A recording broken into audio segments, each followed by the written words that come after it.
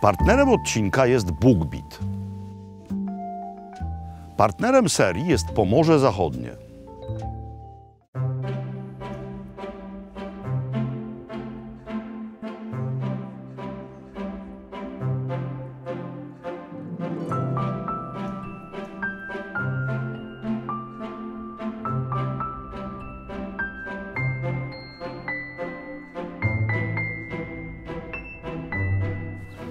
Cóż za piękny poranek, szanowni państwo. Piękny z paru powodów. Po pierwsze, pogoda.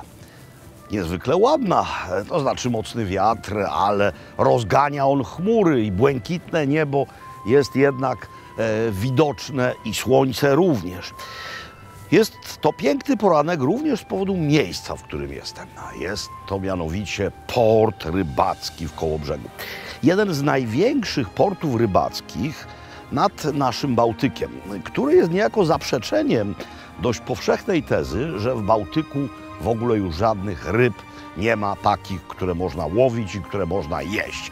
Otóż rzeczywiście jest ich niewiele, ale ryby są. I tutaj można się o tym przekonać. No nie tylko oglądając te kutry, nie tylko widząc sieci, które tutaj na nabrzeżu schną, ale również idąc kawałek dalej. Tam mamy wędzarnie, tam mamy również miejsca, w których te ryby są sprzedawane.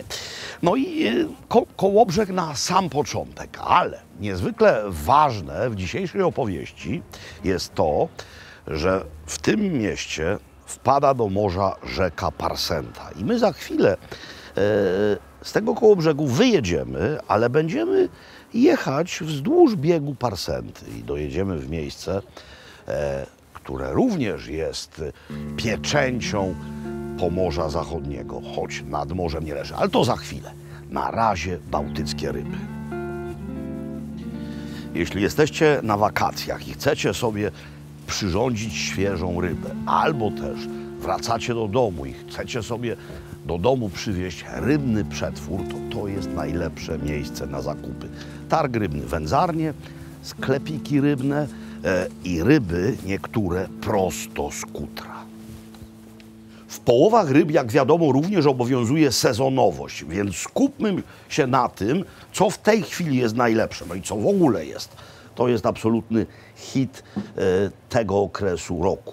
Belona, tak, bałtycka belona, doskonała ryba, która w zasadzie nie dociera nigdzie poza wybrzeże. W Krakowie tego się nie da kupić. Doskonałe mięso, zwarte, świetne w smaku, niebieski kręgosłup, jak się rybę podda obróbce cieplnej. O, belona. No ale to też rzecz warta grzechu. Mianowicie turbot. No wystarczy tylko turbota namaślić, wstawić do pieca i będzie wyborny. A tutaj dorsze. Dobra, to są dorsze atlantyckie, ale zobaczcie, tutaj mamy mniejsze, ale dorsze miejscowe, bałtyckie.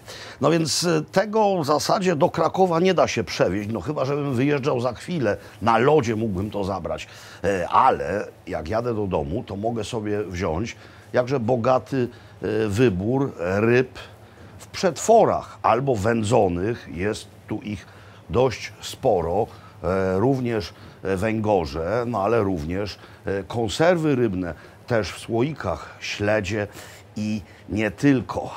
Halibut, dorsz, makrela, to wszystko tutaj jest. Moi drodzy, za taki sklep na południu Polski oddałbym wszystkie pieniądze. I ową konstatacją żegnamy się z Kołobrzegiem, ale nie żegnamy się z Zachodniopomorskiem. Mieliśmy już wyjechać z Kołobrzegu, ale postanowiliśmy przed wyjazdem jeszcze coś zjeść. No i wbiliśmy sztućce w to, co nam podano i po 5 minutach zapadła decyzja. Biegniemy po kamerę, biegniemy po mikrofon. Nie możemy wam tego miejsca nie pokazać. Miejsce o nazwie Barka. Miejsce, które jest pod pewnymi względami wyjątkowe nie tylko w Kołobrzegu, ale również wyjątkowe w skali całego naszego kraju. No bo śledzie, drodzy Państwo, to jest coś takiego, czego nigdy w kraju naszym nie jadłem. To są po prostu śledzie w oleju z cebulą i z żurawiną. I te śledzie są po prostu tak dobre, są tak maślane, są tak miękkie, że mogą się równać całkowicie ze słynnymi holenderskimi green herringami. Dlaczegoż to te śledzie są tak dobre i w ogóle dlaczego tu wszystko jest doskonałe? Lokal prowadzą państwo Pletti, ojciec i córka. Rybacy wiedzą, że to jest doskonałe miejsce i wiedzą, że oni wezmą każdą świeżą rybę i po prostu nie kupują tu śledzi w sklepie. Biorą śledzie całe, świeże, wyłowione wprost z kutra. Cała obsługa tu na zapleczu owe śledzie oprawia, owe śledzie filetuje, a pan Pletti mówi, dobra, te idą do tej marynaty, te idą do tej marynaty, te do tej marynaty. To jest, moi drodzy, całkowity śledziowy absolut. To jest wariactwo. To jest po prostu rzecz, która no, jest zjawiskiem. To jest w ciągu ostatniej godziny trzecia moja porcja takich śledzi. I teraz kolejna rzecz. Jeśli jest świeży dorsz, bo wiecie, jak to jest z dorszem. Jeśli mamy okres ochronny, on nie dotyczy wszystkich łowisk. Tu jest, tam nie ma. Więc ci wszyscy, którzy mają akurat świeżego dorsza, też go tutaj przywożą. A jeśli tutaj jest świeży dorsz, to robią z tym dorszem różne rzeczy. Ale między innymi coś, czego też już porcję zjadłem. To są po prostu, no, można najkrócej to określić mianem mielonych z dorszy. Tego się nie da zrobić z mrożonych dorszy, bo wówczas to będzie gorzkawe w smaku. To jest tak absolutnie dobre. Zobaczcie na konsystencję tego. To jest smażone na maśle. To jest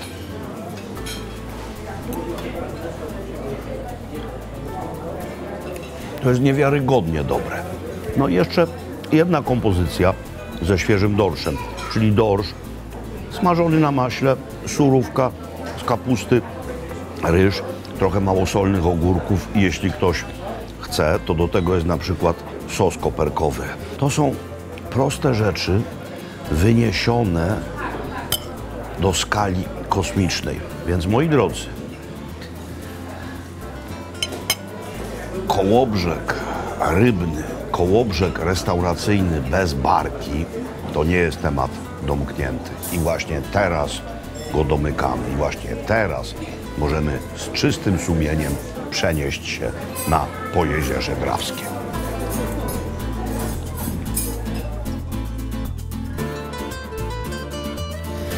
Zgodnie z obietnicą jechaliśmy czas jakiś wzdłuż pięknej rzeki Parsenty, ale teraz już odbiliśmy i jesteśmy w pobliżu innej wspaniałej rzeki, mianowicie Drawy. A skoro jest to rzeka Drawa, nie ta, która płynie przez Austrię i Słowenię, to oznacza, że jesteśmy w dalszym ciągu na Pomorzu Zachodnim. Jesteśmy na Pojezierzu Drawskim. Jesteśmy w Czaplinku, który jest niejako bramą do tego pojezierza. Przepięknego, mniej spenetrowanego, mniej znanego niż jeziora mazurskie na przykład. To są jeziora polodowcowe, niezwykle głębokie. To jezioro Drawsko jest drugim najgłębszym jeziorem w Polsce. Nastąpiła zmiana odzieży wierzchniej, ponieważ wiatr jest nie dość, że silny niezwykle, to jeszcze lodowaty dzisiaj. Ale zważywszy na to, co za chwilę będziemy robić, to ów wiatr jest prawdziwym błogosławieństwem. Coś i kropi, ale zważywszy na rodzaj chmur i na siłę wiatru, zaraz powinno przestać. Jak będzie, zobaczymy. Ważne jest, że tutaj w marinie w Czaplinku stoi na razie jeszcze zacumowany jacht Monohull, czyli jednokadłubowiec o nazwie jakże dumnej Tasman 2. Dłoń podał mi Szymon. Za chwilę pogadamy, gdyż na razie załoga, czyli Szymon Arek, gotuje się do odpłynięcia.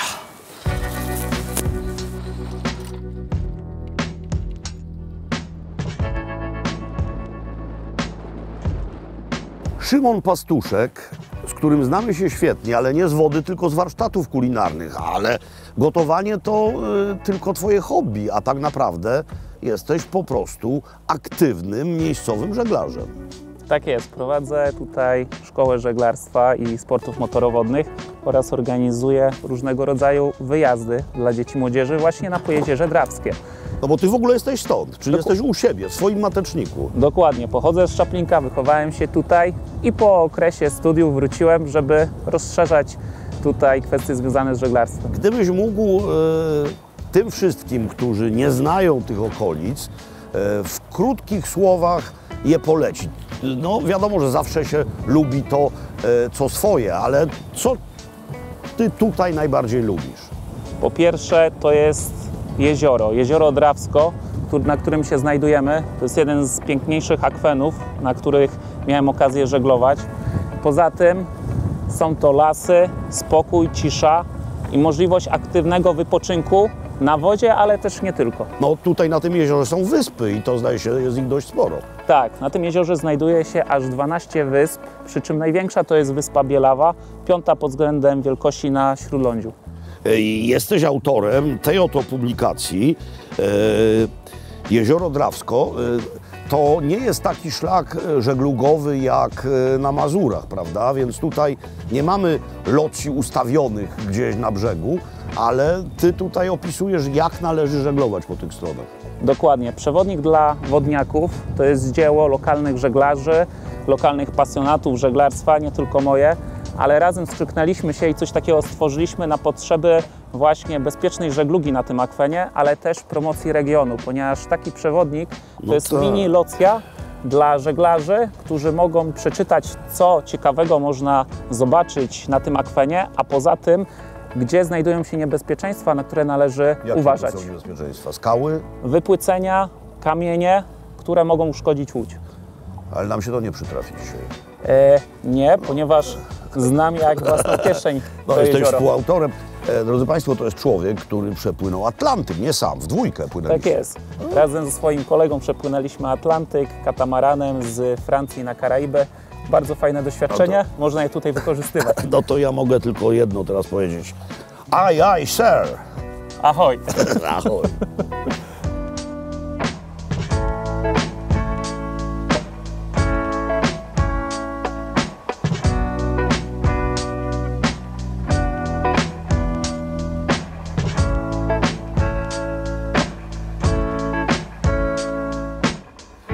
Ów przepiękny akwen, moi drodzy, to jezioro Żerdno, zwane również Jeziorem Srebrnym ze względu na najwyższą klasę czystości swych wód. Jesteśmy na przesmyku pomiędzy właśnie tym jeziorem, a znanym Wam już Jeziorem Drawsko. Ta miejscowość nazywa się dziś Stare Drawsko, ale przez całe stulecia nazywała się ona Drachim. I stoją tutaj ruiny zamku Joannitów. To było kiedyś bardzo ważne miejsce. Ta budowla mieściła komandorię Joannitów, a wprowadzili się oni tutaj i postawili to z nadania króla Kazimierza Wielkiego, gdyż tędy biegł niezwykle ważny szlak solny. Otóż w Kołobrzegu ważono sól, a tutaj mieliśmy początki Królestwa Polskiego. No i właśnie, żeby strzec tego szlaku i bronić granic królestwa, z nadania owego króla Joannici tutaj siedzieli. No to są w tej chwili ruiny, ale miejsce jest krajobrazowo fantastyczne, a w dodatku jest tu bardzo dobry adres jedzeniowy. Dobre języki powiedziały nam, że w okolicy miejscem godnym ze wszech miar odwiedzenia jest gospoda Podzamcze. No i jesteśmy. W karcie jest oczywiście dość spory wybór ryb słodkowodnych, jeziornych, ale po pierwsze jestem już całkowicie przerybiony, po drugie, i o tym też jest informacja w karcie, właściciele mają własne stado bydła. Black Angus oraz Highlandery, więc mają własną wołowinę. No więc, moi drodzy, wybór był prosty. Mam 3 pięknie wyglądające rzeczy z owej wołowiny. Po pierwsze, stek z antrykotu. Masło tutaj się bardzo ładnie roztapia i zobaczymy w przekroju, jakiż on jest. No właśnie jest taki, jak być powinien, bo taki został zamówiony. Nie rare, lecz medium. To jest coś, co bardzo rzadko się już zdarza. Mianowicie bewsztyk z siekanej wołowiny z ogromną ilością cebulki i podawany po polsku, po naszemu, czyli z nakoperkowanym ziemniaczanym pire i buraczkami na ciepło. A to jest danie, z którego lokal słynie, które jest tego lokalu pieczęcią. Placek po węgiersku, jak wiemy, rzecz nie występująca na Węgrzech, ale tak nazwana, jak śledź po japońsku, też w Japonii nie występuje.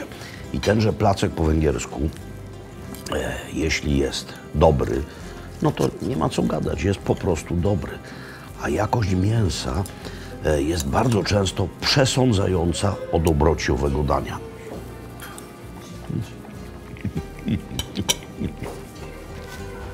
Placek chrupiący, mięso się rozpływa. Są też zrazy z kaszą, również z własnej wołowiny. Jeszcze ów siekany bewsztyczek. Ależ to jest wzruszające danie. Jak ja całe wieki tego nie jadłem. No to jest po prostu coś takiego jak hamburger, tylko w tradycyjnej, naszej wersji podawanej bez buły.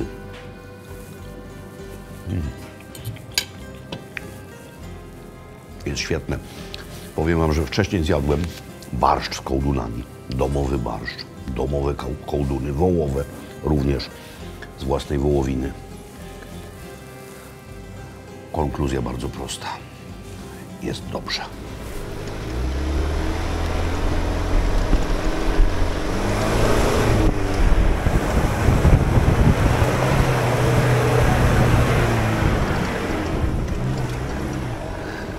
Co też poza kleszczami jest największą plagą polskich lasów? No bez wątpienia ci, którzy wdzierają się do nich swoimi pojazdami. Kładowcy, motocykliści, tereniarze. Ale są miejsca, w których można całkowicie legalnie i z ogromną przyjemnością po terenach zalesionych jeździć. No, jesteśmy właśnie w takim miejscu. Tutaj mamy poligon drawski. Na tym poligonie drawskim odbywają się bardzo niebagatelne terenowe rajdy. 2 edycje rajdu Baja, rajd Breslau. Jeżdżą tutaj również ci, którzy ścigają się w rajdzie Dakar. No ale to są imprezy okazjonalne. W pobliżu, i to jest właśnie to miejsce, mamy tor offroadowy. Tor offroadowy, gdzie można przyjechać samemu, własnym autem i sprawdzić się w trudnym terenie. To jest dawna żwirownia, która zarosła samosiejkami. Mamy tutaj no niemal wszystko to, co natura daje, a co terenowcy kochają. Mamy drzewa, ale mamy również pomiędzy tymi drzewami wspaniałe terenowe szlaki. Jadę niebagatelną maszyną, która niezwykle się sprawdza. To jest Isuzu Trooper, japońska konstrukcja z roku 2001. Ona cały czas jeździ świetnie. Dawno nie jeździłem manualem, ale przecież są pewne rzeczy, których człowiek się nie oducza. Mam spięty... tędy sobie pojedziemy, dobra. Mam spięty, bardzo przyjemnie, dyfer. Chyba się trzeba przeżegnać. Na pół sprzęgle? W prawo?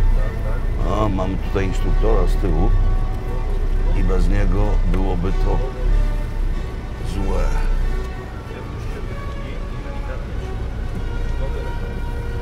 Tak jest.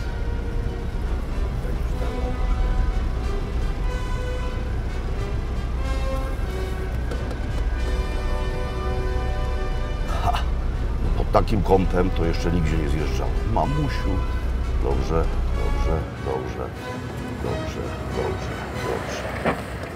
Jesteśmy.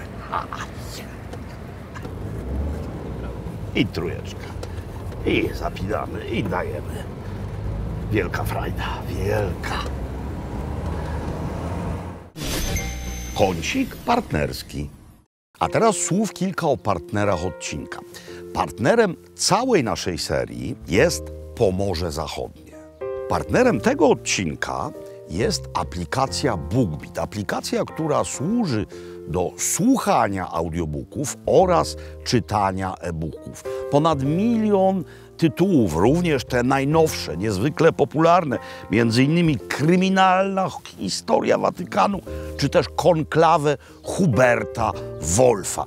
Ja w tej chwili czytam, a w zasadzie słucham, najnowszej powieści Szczepana Twardocha, dystopijnej powieści pod tytułem Nul. W ramach specjalnej wakacyjnej oferty do 29 czerwca, rzecz jasna roku tego, nowi użytkownicy BookBeata z kodem ROBERT otrzymają aż 40 godzin darmowego słuchania książek w różnych językach do wykorzystania przez 60 dni. A jeśli użyjecie tego samego kodu po tym terminie, otrzymacie 20 godzin bezpłatnego słuchania przez 30 dni. Zarówno kod, jak i stosowny link znajdziecie w opisie niniejszego odcinka. Koniec kącika partnerskiego. Nasz nowy dzień zaczynamy z wielkim przytupem. Jesteśmy mianowicie w wiosce o nazwie Zakost. W wiosce, w której to mieści się winnica. To nie jest jedyna winnica w zachodniopomorskim. Ta nazywa się Zodiak i jej sława sięga daleko poza granice regionu. Jej sława sięga tego, jak Polska długa i szeroka, a jest to również miejsce za swoje wyroby nagradzane za granicą naszego kraju. No więc byłoby prawdziwym grzechem, będąc tutaj, nie odwiedzić winnicy Zodiak. No i to jest, drodzy Państwo, właśnie ona. Zresztą bardzo ładny symbol tego miejsca, czyli ta wieża dawnego młyna. No ale nie młynarstwo nas tutaj będzie interesowało. Winogradnictwo jest naszym celem. Oto twórca winnicy Zodiak, pan Mirosław Krasnowski. Panie Mirosławie, słynie pan z petnatów. No my wiemy, co to jest, ale gdyby pan w największym telegraficznym skrócie wyjaśnił znaczenie owego winiarskiego terminu. Czym jest petnat? Petnat to jest petit naturel, czyli naturalne, niezmusowane wino, powrót do win sprzed 1815 roku, gdzie fermentacja była kończona w butelce ciśnieniowej z charakterystycznym zamknięciem kapslem i nic więcej nie jest robione. Osad nie jest usuwany, osad zostaje i to jest po prostu petnat. I zawsze jak się robi takie wino, to trzeba kontrolować w każdej partii ciśnienie, prawda? I to jest dlatego właśnie manometr. To jest manometr? Tak, to jest manometr. No ile to powinno mieć? Ile pokazywać? No to w przypadku petnata powinno pokazywać maksymalnie 4 bary, pomiędzy powiedzmy 2,5 a 4 bary, ale to jest petnat zrobiony trochę z czegoś innego. No właśnie, no właśnie. Jest pan chyba jedyną znaną mi w ogóle osobą, która na coś takiego wpadła. No to cieszę się, że udało mi się zaskoczyć. No to wyjaśnijmy, na czym polega owa tajemnica. Wiecie Państwo, co to jest? Nie, no to nie jest w środku wino. Znaczy, to jest napój zrobiony metodą winiarską, ale to jest oskoła, czyli sok z brzozy. Tak. Otwieramy? Sfermentowany sok z brzozy. Otwieramy. Będzie to pierwsze otwarcie. Nie wiem, czego się spodziewać, ale jedziemy. Sok z brzozy, który ma w sobie przecież cukier. I teraz... Jest. Ciśnienie było, pukło. Ciśnienie było. 1-2 bara. Była chmurka. I teraz spróbujemy, jak to smakuje. Dobra, sok z brzozy, naturalny cukier. Tak. I następuje fermentacja po Tak, prostu. I po potem prostu już pan następuje robi fermentacja. to samo się dzieje, co przy soku wyciśniętym z winogron. Czyli mamy cukier resztkowy, mamy drożdże. Te drożdże zżerają ten cukier resztkowy Tak. I powstaje dwutlenek węgla, który jest tego I węgla. odrobinę alkoholu. I odrobinę Tutaj alkoholu. teoretycznie jest to poniżej 0,5%. Pachnie jak sok z brzozy po prostu. No rzeczywiście pachnie jak sok brzozy. Zresztą no, czego było się spodziewać. Ale to jest świetne. Wytrawne, orzeźwiające. Naprawdę pan jeszcze tego nie próbował? Naprawdę, kurczę, ale muszę powiedzieć, że spodziewałem się No nie chcę powiedzieć czegoś gorszego. Nie, to jest świetne. Ale to jest super. To jest świetne. Słowiańszczyzna, sok z brzozy. Sfermentowany sok z brzozy na petnata, nieklarowany, ale dobre. Ma tą kwasowość taką, która musi To być. są nie? doskonałe, Skąd ten doskonałe. kwas się tam No właśnie, znalazł? nie mam pojęcia. Brzozowy egzamin zdał pan na 10. No ale oczywiście to jest pewnego rodzaju fanaberia, kaprys.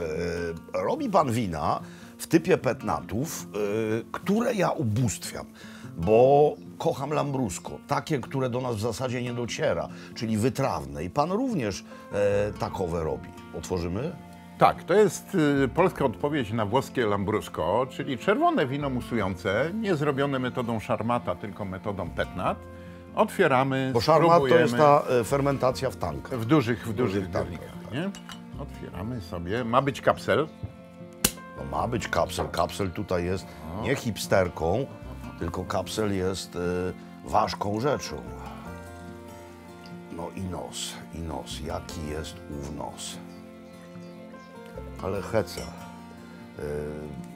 No po prostu jakby pan tutaj został spadochronem zrzucony z Emilii Romani pod pachą z tamtejszym szczepem, pod drugą pachą z książką dotyczącą tamtejszej technologii. Jest właśnie to, co w lambrusco, czyli na początku ten nos to jakby szynka parmeńska, trochę parmezanu, bardzo mało alkoholowe wino, prawda?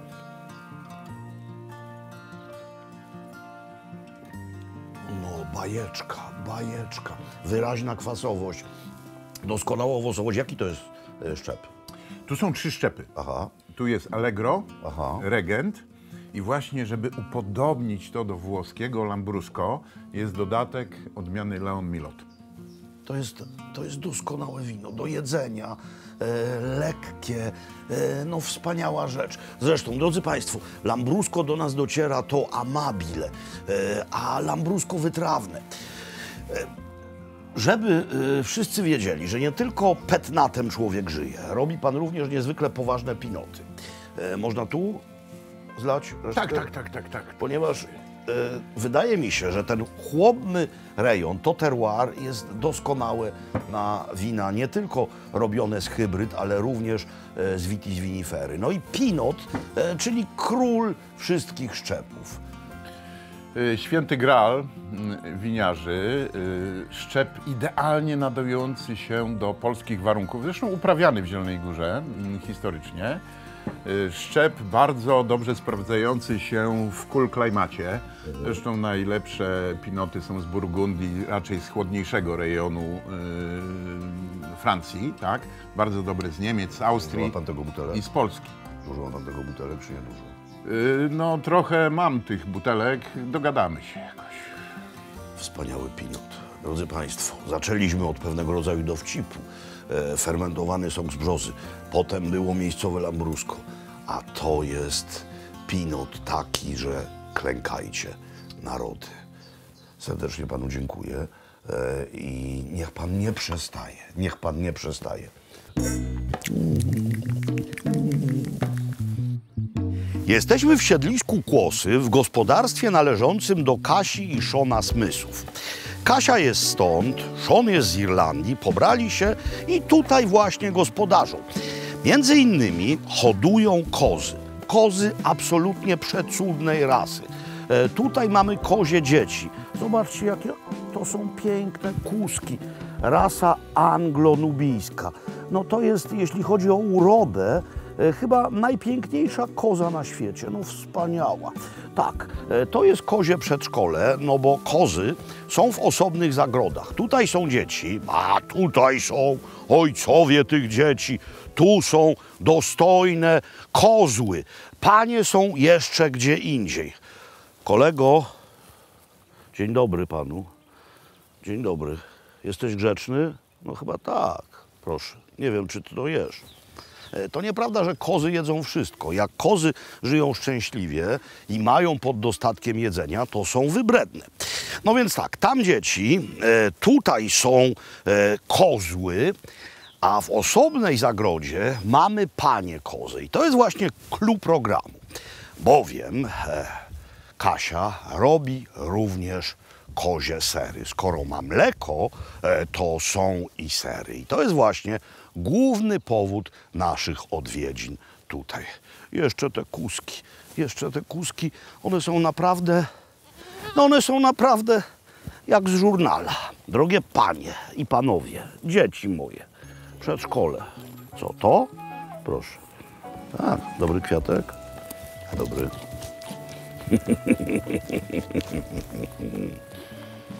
Śliczne. No, nic nie widzę. Szondo i kozy Kasia robi sery.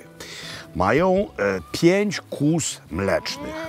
One w sumie dają dziennie 15 litrów mleka. Z tych 15 litrów mleka można zrobić mniej więcej 2,5 kg serów dziennie. Jeden typ. To jest ser podpuszczkowy, trzymany w solance. Proces jego produkcji trwa kilkanaście godzin.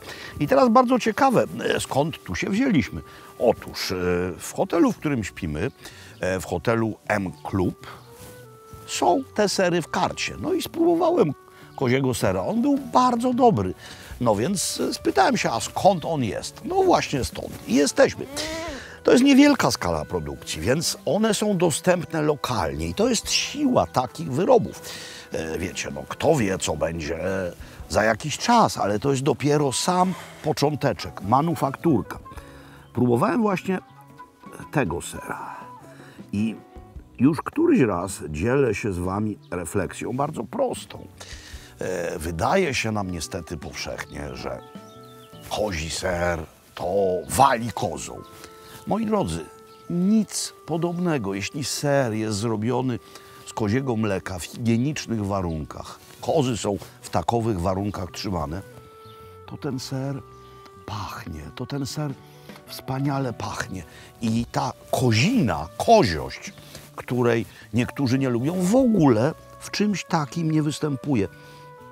To jest czyściutki,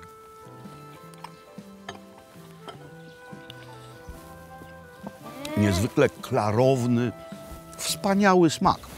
To jest ten sam ser, tylko że z przyprawami, a tutaj takowy ser z czosnkiem niedźwiedzim. No, sezon na czosnek niedźwiedzi właśnie się kończy. No widzicie, to jest to samo, tylko inna przyprawa. Teraz tak, tego sera nie wysyłają oni przez internet, ponieważ to jest dość krótki termin przydatności do spożycia, ale właśnie po to jeździmy po świecie, po to jeździmy po Polsce, żeby w niektórych miejscach spróbować rzeczy tylko w tych miejscach dostępnych. I to jest właśnie to. Wspaniały ser, ludzka pasja, owoc związku, miłości, spojenia z przyrodą. To wszystko jest piękne i spójne. A jeśli jeszcze, jedząc ten ser, słyszy się, jak bocian na gnieździe klekocze, jak żaby kumkają, jak cała przyroda dookoła buzuje, no to jest po prostu produkt tej ziemi.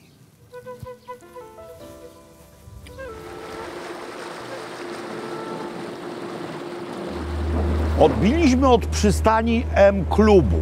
Tym razem jesteśmy w motorówce, którą prowadzi Szymon. Już go znacie.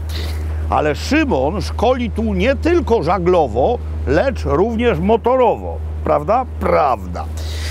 Płyniemy przez jezioro Lubie. To jest tak samo piękne jezioro jak wszystkie tutaj. Jezioro, przez które przepływa rzeka Drawa, wspominana już. Drawą organizowane są przecudne spływy kajakowe. No nie będziemy tutaj kajakom zaburzać pływania i w ogóle nie będziemy wpływać w Drawę. Płyniemy na drugi koniec jeziora w bardzo konkretnym celu. Jest on jeszcze bardziej konkretny niż sobie wyobrażacie. A czy ja będę mógł też usiąść za kołem? Tak jest. Naprawdę? Teraz? Możemy też. No to już. Tak. No i to jest właśnie wyczekiwana przeze mnie zamiana. Teraz tak. Blokada. No tak. Do przodu. Mój drogi, miałem kiedyś motorówkę. I obsługiwałem ją lepiej niż ponton. Miałem w Dalmacji motorówkę. Gdzie płyniemy? Tam? Tak. Dobra. Aye, sir.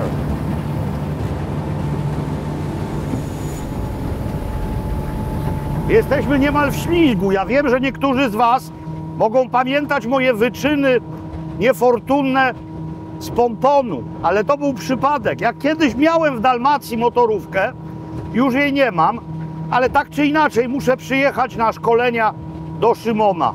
Tak, trym w dół, silnik niżej, śruba niżej, maksymalny gaz i pędzimy jak strzała. To jest to.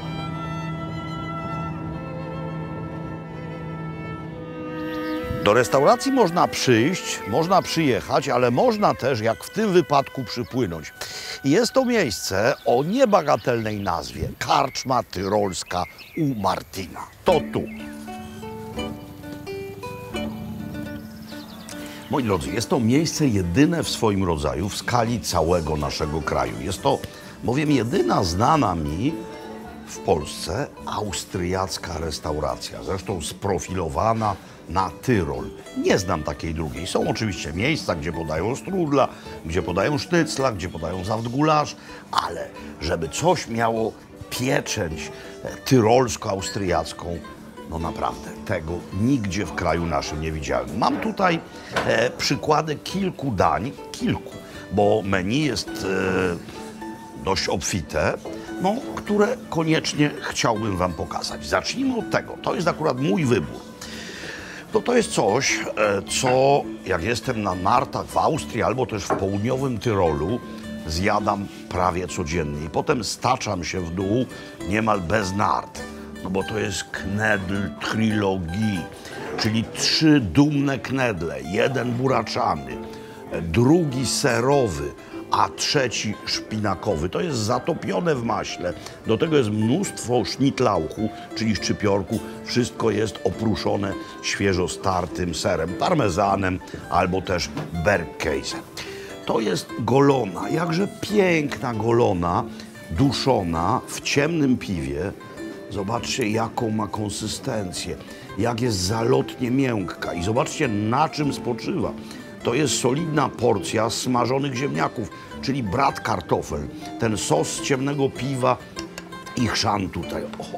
Do tego, żeby jeszcze podbić wrażenie, mamy hirsch-saft gulasz, czyli gulasz z jelenia, podawany z ogórkami i z plackami ziemniaczanymi typu reszty.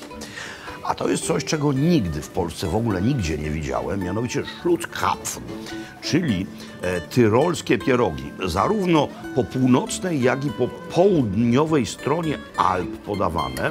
Robią je również Ladyni. To są takie pierogi w typie ravioli, które są z reguły wypełniane serem i szpinakiem, albo też ziemniakami, serem i szpinakiem.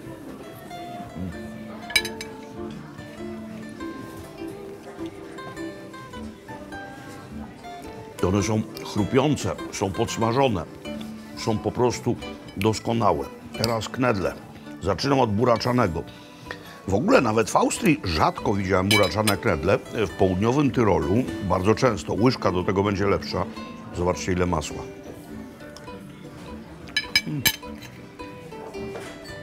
Ten maślany posmak. Kawałek jelonka. Kawałek jelonka, ponieważ saft gulasz musi być miękki.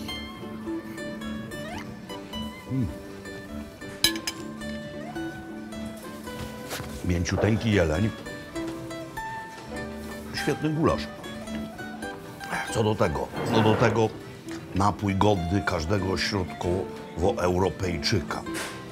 Czyli Zweigelt, fantastyczny wynalazek doktora Zweigelta, czyli krzyżówka Blaufränkischa z St. Laurentem, Klosterneuburg, lata 20. Tak, doktor Fritz Zweigelt to był niezwykle mądry gość. Moi drodzy, jesteśmy tutaj, nad jeziorem Lubie i właśnie tutaj mamy nie tylko sztubę tyrolską, Tak jakbyśmy się do Tyrolu przenieśli, ale mamy jedzenie stamtąd. Cóż mogę powiedzieć więcej? Wzruszony jestem. Jodłowania nie wyłączajcie, ducha nie gaście.